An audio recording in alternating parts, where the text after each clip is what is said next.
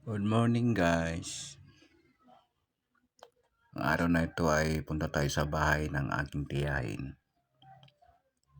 Siya po ay may bibigay daw sa atin na isang buwig na saging.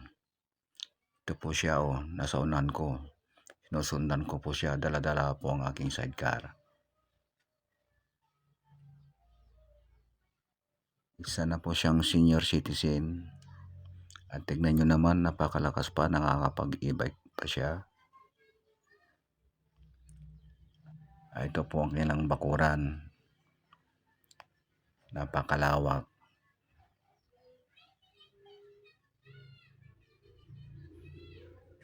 Ito po yung kanyang anak. Babalik po sa kanyang pisto dahil wala pong nakabantay doon.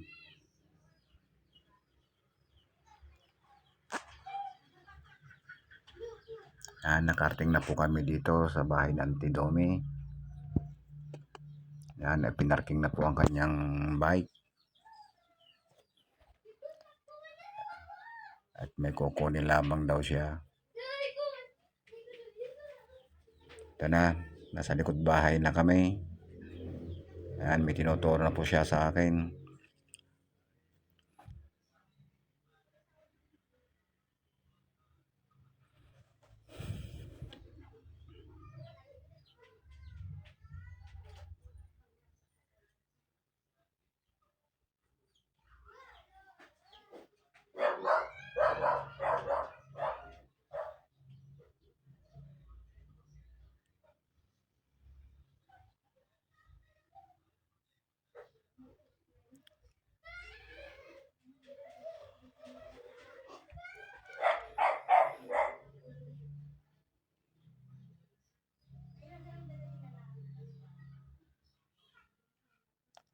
Ito po ang kanyang saging. Nabuwal pala ito. Pero mayroon siyang bunga. At ito na nga, nahinog na nga. Ito yung sinasabi sa akin na kunin ko na daw. Binigay ito sa amin. Ayan, kumuha para tikman kung matamis na nga ba itong sabang ito.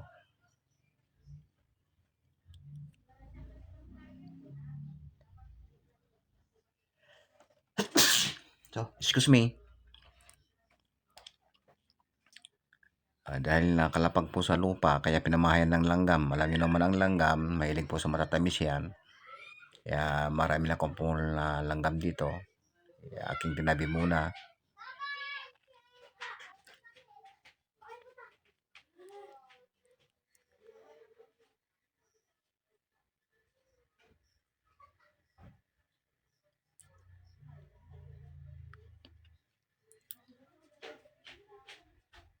Yan po, napuwing po ako ng lumilipad na insekto. Di po sa mata.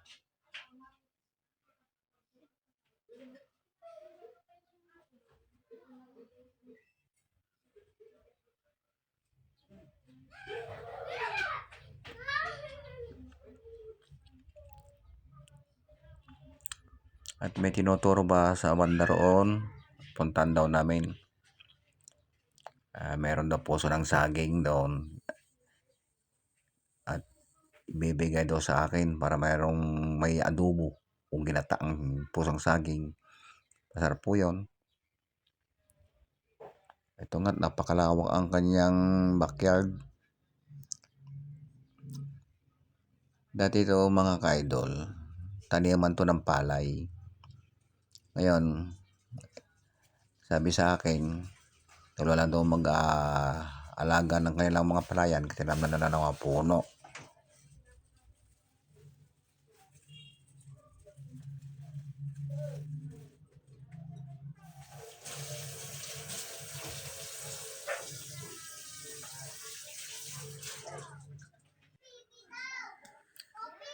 Ayan, andito na tayo sa kanyang pigirihan daw. Ito ay malayo naman sa kabahayan, pero sa akin itong pigiring ito walang laman. Tinuturo po sa akin yung kanyang mga pananim na mahogani. At napakarami na naman Marami siyang pagkukunan ng mga gatong.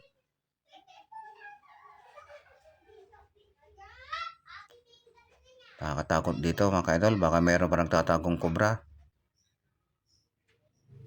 Doon daw namin kunin yung puso ng saging. At ito, napakalawak na talungan sa dulo ng kanyang lupa. Yan, mga bata pa itong mga talong. Isang buwan at megit lang siguro ito o 2 buwan. Kaya wala pang bunga.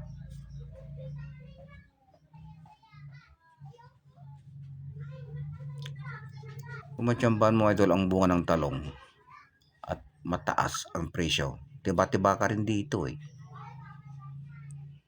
Oh, napakalawak ko. Laking pera ito pag namunga. Mantakin mo yan sa luang yan. Pero pag bumagsak naman ang talungan, sayang ang mga pinuhunan mo dito. Ito na guys yung sinasabi yung puso ng saging.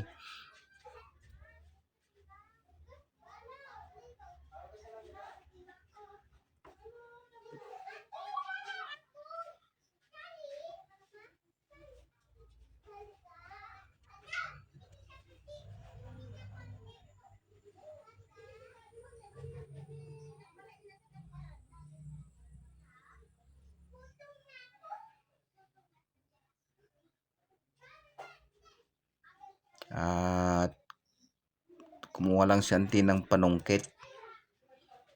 Kasi kung walang panungkit, hindi na makukuha itong puso ng saging.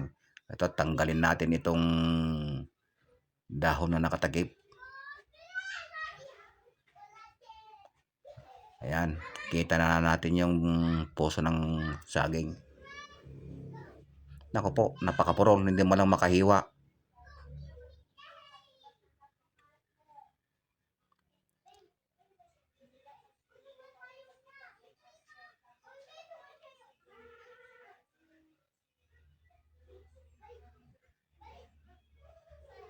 Hindi po ito saba.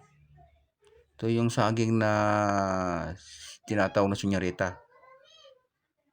Yan, tingnan natin itong kanyang pigiri. Pinagpigirihan noon, napakasukal.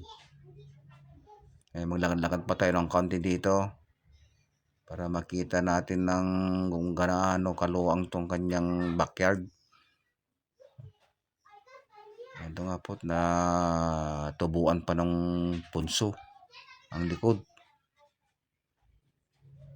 May saluyot.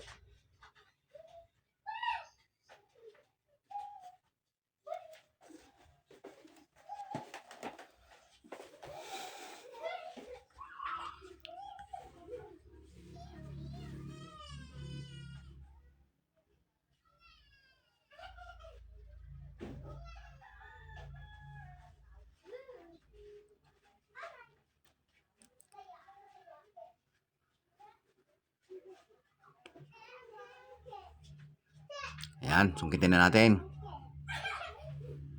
Nandito ng panungkit. Kunin na natin si puso. Pusong pabitin-bitin. Ay, sablay pa. Mintes. Unang pagkakataon. Pangalawang pagkakataon. Wala pa rin. Sa pangatlong pagkakataon. Laglag. Sa wakas, nalaglag ka ng puso mo sa akin.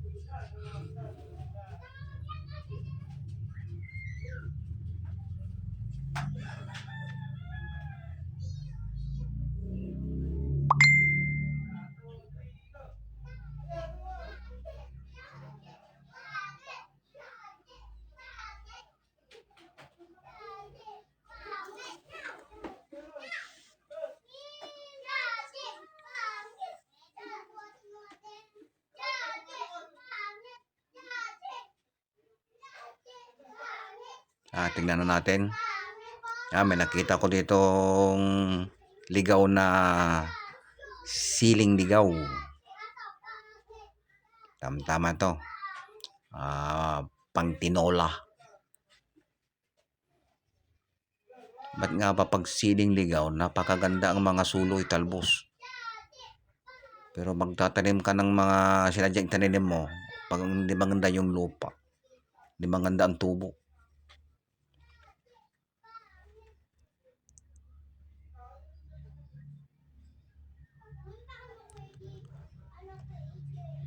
Mga idol, papakita ko muli itong talungang ito. Sadyang ako'y nagagandan at napakaganda ng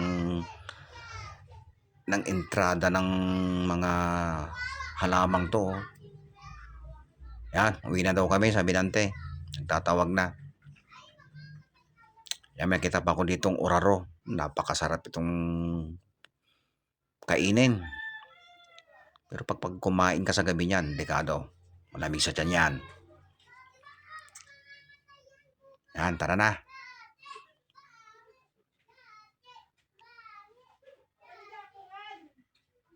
Aya, may nakita na naman. Oh, kunin ko na naman daw yung isa. Puso ng saba naman ito.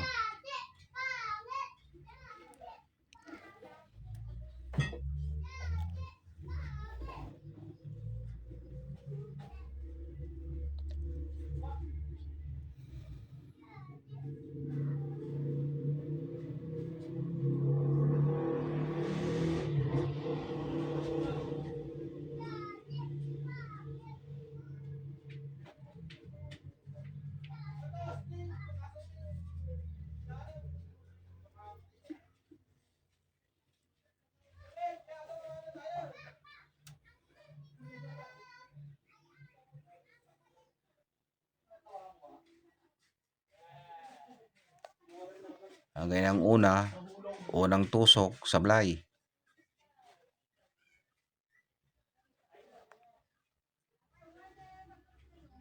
Bali, 6 na udyok. Hindi pa rin nakuha. Yan. Laglag na naman ulit.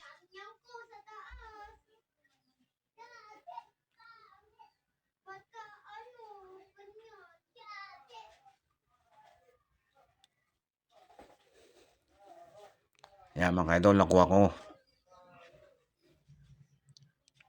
Marami na tayong ulamin ngayon. Hindi ko alam kung anong klaseng luto, kung adobo ba, kung gata, o kare-kare. Hindi naman tayo marunong magluto sa kare-kare. Yan. Naglalaro ang mga bata.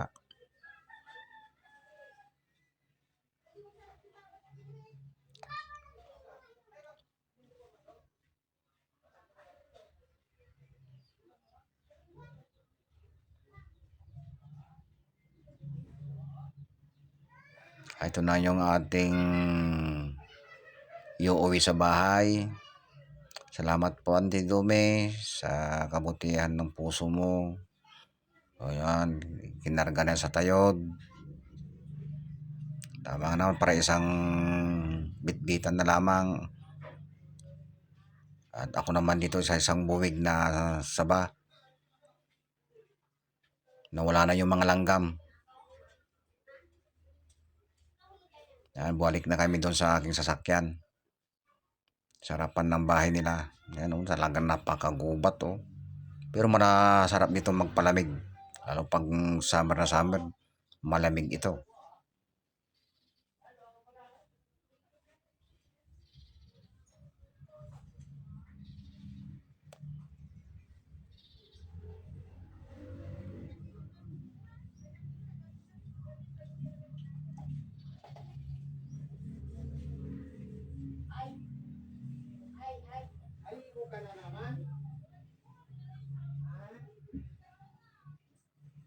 Ayan po mga ka-idol.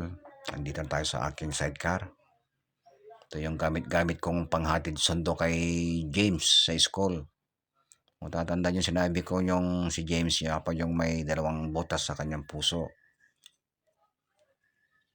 Lagi po ako nakalalay sa kanya. Ayan, ito may sinasabi si Ante.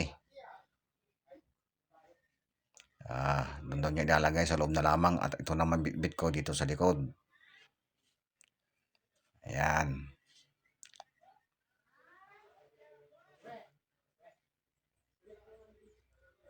Sira daw yung gulong ng wheelbarrow ni Ante.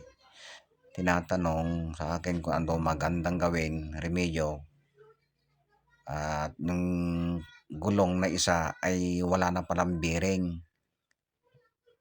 Ay sabi ko, bumili siya ng bearing na tutugma doon sa butas ng axle ng wheelbarrow. Dadahil niya yung gulong sa bayan para makita na kung anong size na ibibigay sa kanya.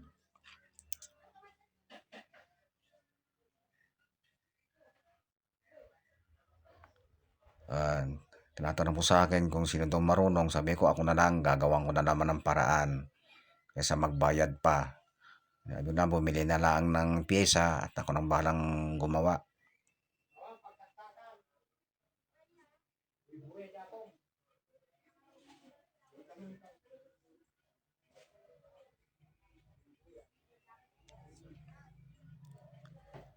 Yung pang daw kanyang service, kulang daw ng isang tornilyo. Tinatanong kung anong size. Sabi ko, kung nagkakamali mga 10 or 9, dalawa na lang ang bilhin. Sira daw yung tornilyo niya at tinalian daw niya lang daw ng alambre. Delikado nga naman kung alambre lang ang nakatali doon. Kaya sabi ko, sinulat ko na lang dito ang bibilhin niyan. Bukas daw pupunta siya sa bayan, bibili ng tornilyo. Ayan. Kawawa naman siya, wala naman siyang kasama. Puro may trabaho naman ang mga anak. Kaya tinulungan ko na lamang si Ante mag-ayos sa kanyang sinasakyang tri-bike.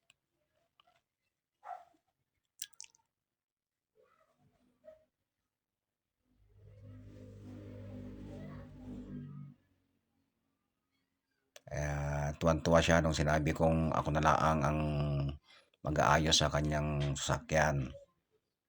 Pati yung wheelbarrow, ako na rin daw.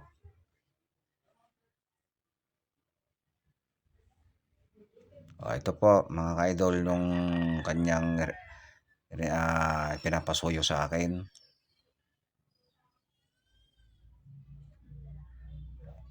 Yung tugma na bearing.